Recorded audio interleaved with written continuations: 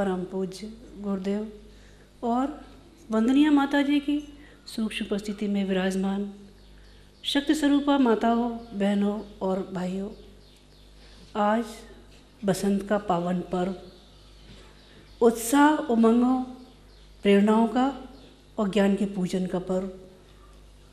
आज के बारे में एक आख्यान आता है। क्या आख्यान आता है? ब्रह्मा जी ने सृष्टि बनाई। सृष्टि बनाने के बाद उनका मन हुआ एक बार बनाई सृष्टि को देख लिया जाए। ब्रह्मा जी घूमने निकले, सारी सृष्टि को देखने निकले। चारों तरफ देखा, एक मौन सन्नाटा उनको दिखाया। ब्रह्मा जी सोचने लगे, सृष्टि तो बनी लेकिन मौन, क्या किया जाए।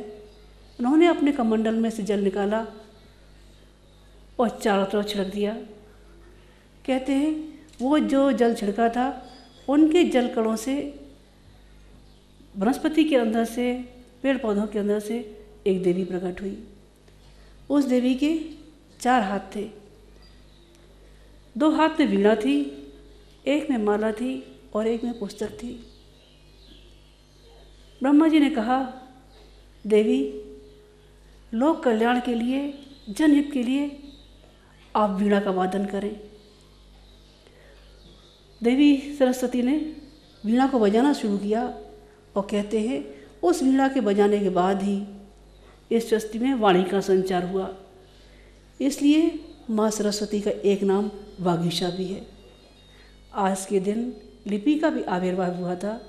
इसके पहले ज्ञान जिज्ञासुओं के साथ उनकी स्मृतियों में चला जाया करता था।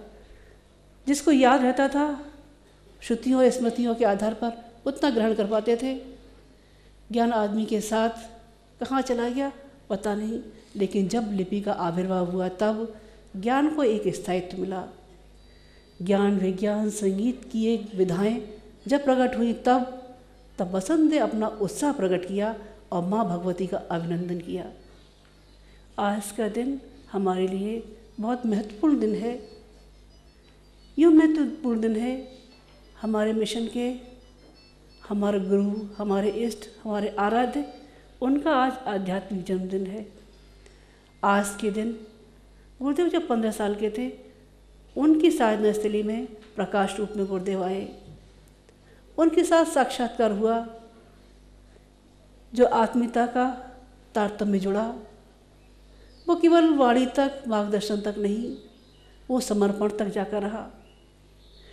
दादा गुरु ने गुरुदेव को जो जो निर्देश दिए, गुरुदेव ने उन निर्देशों के पीछे मुड़ के नहीं देखा।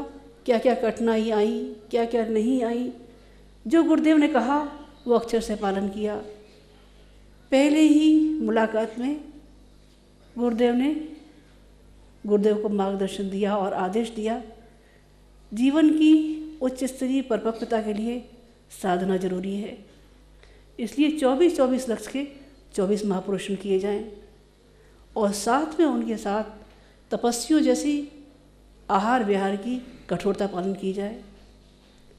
गुरुदेव मात्र 15 साल के थे जब घर के लोगों ने ये संकल्प सुना कि दादा गुरु ने आदेश दिया है 24-24 लक्ष्य के महापुरुषन किया जाए, साथ में तपस्वियों जैसी तपश्चर्या के लिए आहार विहार का संयम किया जाए। जौ की रोटी और छाछ पर घर वाले सब हैरान हो गए। लोगों ने प्यार से समझाया, बेटा अभी तुम्हारे खेलने खाने के दिन हैं, हम खाएंगे तुम नहीं खाओगे तो कैसा लगेगा।